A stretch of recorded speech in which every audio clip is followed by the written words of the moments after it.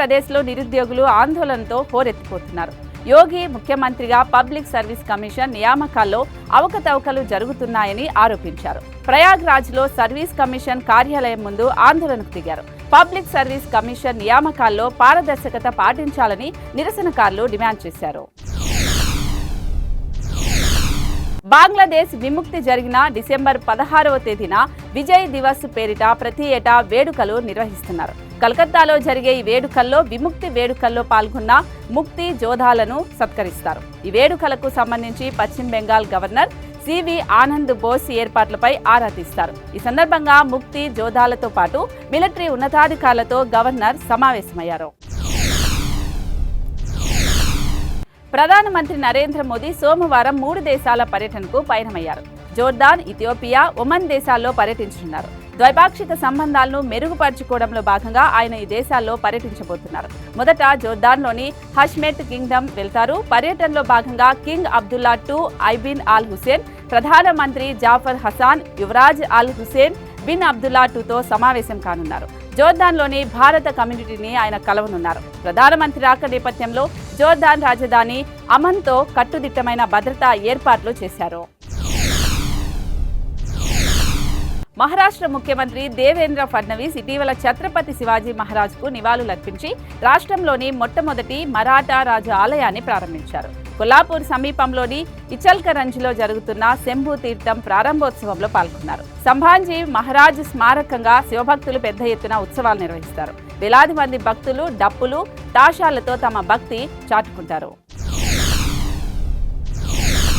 చాలా రోజుల తర్వాత ఐటెం గర్ల్ రాఖీ సావంత్ అభిమానులను అలరించింది. ముంబైలో జరిగిన ELLE గ్రాడ్యుయేషన్ కార్యక్రమంలో రాఖీ సావంత్ ప్రముఖ అతిథిగా పాల్గొన్నారు. విభిన్న రీతిలో రాఖీ సావంత్ ఎంట్రీ ఇచ్చింది. తన సిగ్నేచర్ స్టైల్ డ్యాన్స్ తో ఆకట్టుకుంది. ఈవెంట్ కు సంబంధించిన వీడియోలు, ఫోటోలు సోషల్ మీడియాలో వైరల్ అవుతున్నాయి. తమిళనాడులోని సిక్కాల్ను పంచాయతీ యూనియన్ గా ఏర్పాటు చేయాలని డిమాండ్ చేస్తూ కొద్ది రోజులుగా ఆ ప్రాంతంలో ఆందోళనలు జరుగుతున్నాయి. తాజాగా సిక్కాల్లో దుకాణాలు మూసివేసి బంద్ నిర్వహించారు. సిక్కాల్ పంచాయతీ యూనియన్ ఏర్పాటు చేసే వరకు ఆందోళనలు విరమించేది లేదని భారీ మానవ హారంతో స్థానికులు డిమాండ్ చేశారు. పహల్గామ్ ఉగ్రదాడి కేసులో INA ఛార్జిషీటు దాఖలు చేసింది. ఈ మేరకు జమ్మూలోని ప్రత్యేక కోర్టులో ఛార్జిషీటు దాఖలైంది. ఏప్రిల్ 2025లో జమ్మూ కాశ్మీర్లోని పహల్గామ్ సమీపంలోని హిందూ పర్యాటకుల బృందంపై ఉగ్రవాదులు పాశవికంగా కాల్పులు జరిపారు. ఈ దుర్ఘటనలో దాదాపు 28 మంది మరణించారు. ది రెసిస్టెన్స్ ఫ్రంట్ అనే ఉగ్రవాద సంస్థ దాడులకు పాల్పడింది, తామేనని ప్రకటించుకుంది. పశ్చిమ బెంగాల్లోని తూర్పు మిడ్నాపూర్లో భారీ తిరంగ ర్యాలీ నిర్వహించారు.